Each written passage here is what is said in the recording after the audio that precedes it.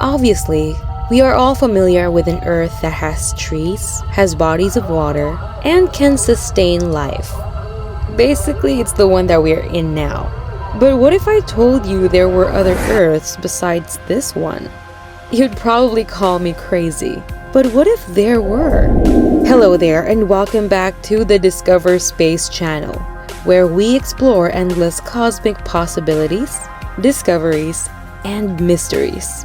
Be sure to subscribe if you haven't already, and let's get on to the video. NASA's James Webb Space Telescope is just few weeks away from full operation, with its mirror segments perfectly aligned and scientific instruments undergoing calibration. Soon after the first observations are revealed this summer, Webb's in-depth science will begin.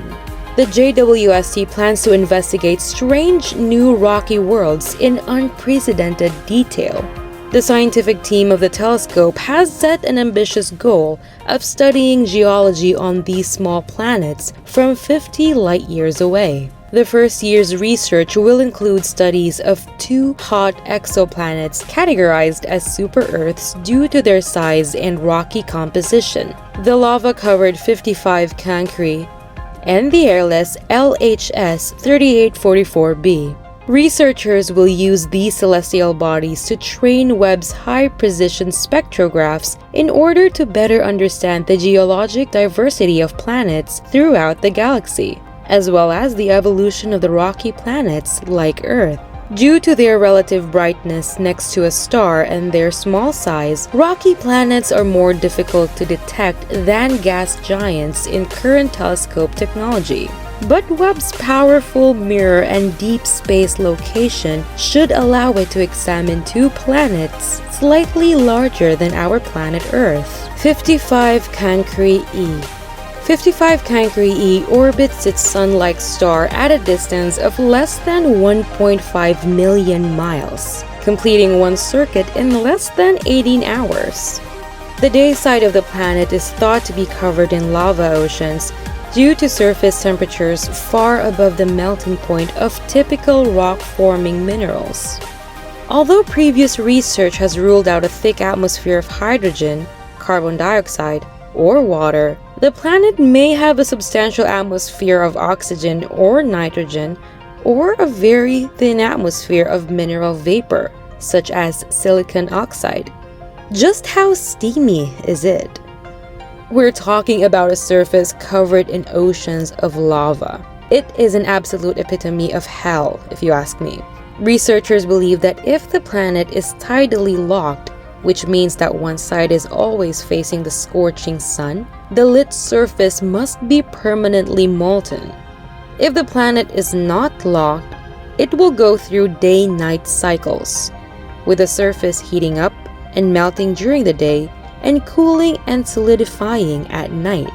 The extreme heat during the day would also cause some of the molten rock to vaporize, forming a very tenuous mineral vapor atmosphere. This vapor would condense in the evening and fall back onto the surface as a rain of lava, where it would solidify overnight. The planet's dynamic atmosphere, which moves heat around, could explain these observations. 55 Cancri E could have a thick atmosphere dominated by oxygen or nitrogen. If it has an atmosphere, Webb has the sensitivity and wavelength range to detect it and determine its composition. Before JWST, Spitzer observed 55 Cancri E between June 15 and July 15, 2013, using a camera specially designed for viewing infrared light, which is invisible to human eyes. Infrared light is an indicator of heat energy. By comparing changes in brightness, Spitzer observed to the energy flow models. Researchers realized an atmosphere with volatile materials could best explain the temperatures. Now with JWST's more advanced technology, we should expect to know more about this super-Earth and answer underlying questions, especially, why has the atmosphere not been stripped away from the planet, given the perilous radiation environment of the star? Next up is the LHS 3844b. While 55 Cancri will provide insight into the exotic geology of a lava-covered Earth, LHS 3844b offers a once-in-a-lifetime opportunity to study the solid rock on an exoplanet's surface. LHS 3844b, like Cancri, orbits its star extremely close, completing one revolution in 11 hours. However, because its star is small and cool, the planet's surface is not hot enough to melt. Furthermore, Spitzer observations indicate that the planet is unlikely to have a significant atmosphere. While Webb will not be able to image the surface of LHS 3844b directly, the absence of an obscuring atmosphere allows us to study the surface with spectroscopy. The significance of these observations extends far beyond just 2 of the galaxy's more than 5,000 confirmed exoplanets. They will give us fantastic new perspectives on Earth-like planets in general, helping us learn what the early Earth might have been like when it was hot like these planets are today. Although neither of these worlds is habitable as we know it, exploring them could serve as a test bed for future in-depth studies of planets like our own.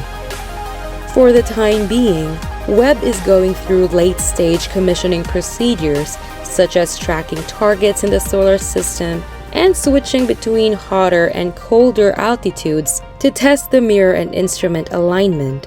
The $10 billion observatory is expected to complete its commissioning in June or July and begin its cycle 1 of observations soon after. Who knows? We might have other Earths that can be habitable for our generation and the next generation to come. Exciting news and latest updates about the JWST are up in store for the next videos. So stay tuned and we shall see you in our next cosmic adventure.